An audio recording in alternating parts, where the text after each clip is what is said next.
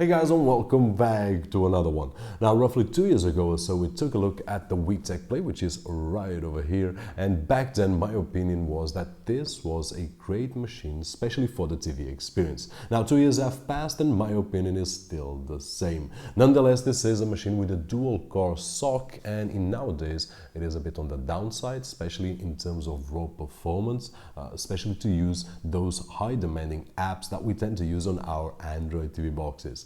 But today we are going to take a look at the Wetek Play 2, which is right over here and was released roughly 2 months ago or so. It has been sitting right over there on my shelf, and today I'm really happy to be able to share my review, my opinion, and the ultimate answer, which is the Wetek Play 2 better than the Wetek Play? That being said, let's go straight for the video. Hope that you guys enjoy it, and I'll see you in a few seconds.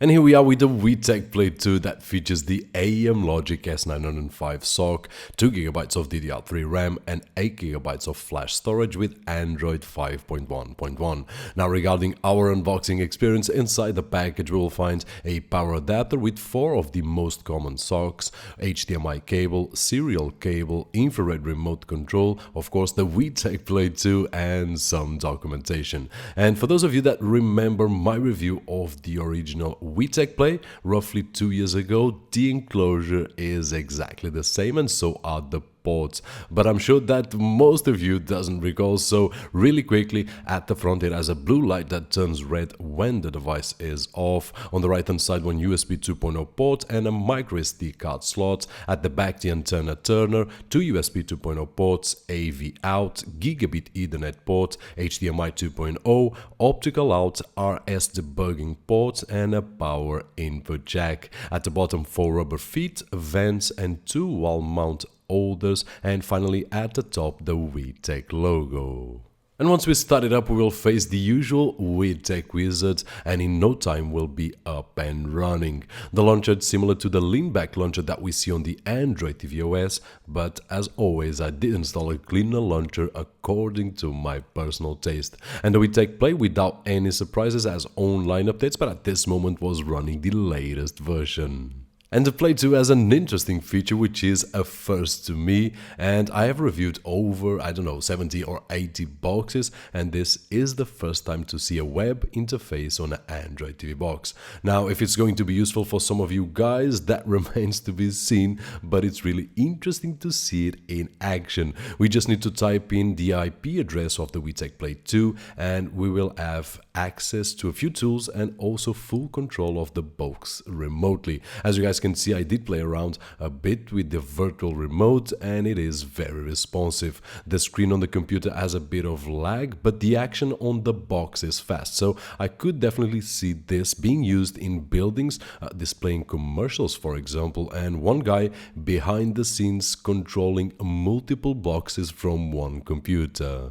And the Wetek Play 2 also has the option to select a turner depending where we live and if we use satellites or cable, and we can replace the module easily just by pressing it, pulling it off and placing the one that we want to use. And once we connect our antenna and do a channel search, we will be able to watch our TV channels through the box as well.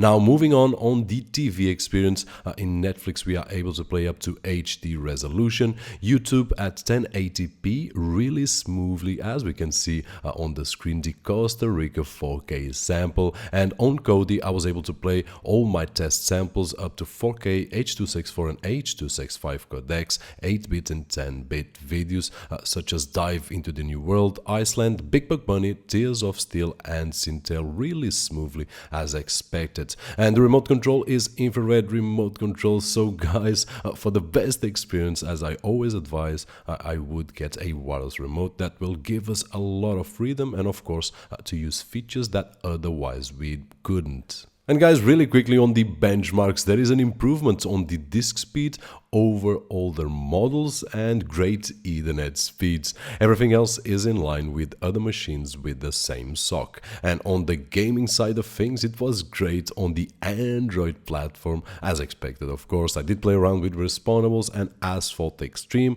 and as you guys can see on screen, you can take the conclusions. And the same happened while game streaming my computer games through the Wetek Play 2, in this particular case with Creed Aura Sports. And honestly, I love this feature of being able to play a PC game through an Android TV box on the living room on the big screen TV. And my final test, as I always do, is to mirror and stream content from my Mac with my favorite app, AirPin Pro. And here the Wetek Play disappointed me as it wasn't able to connect properly. I could get the image, but it would froze and we could not use it. So this is something that Wetek needs to address in a future firmware update.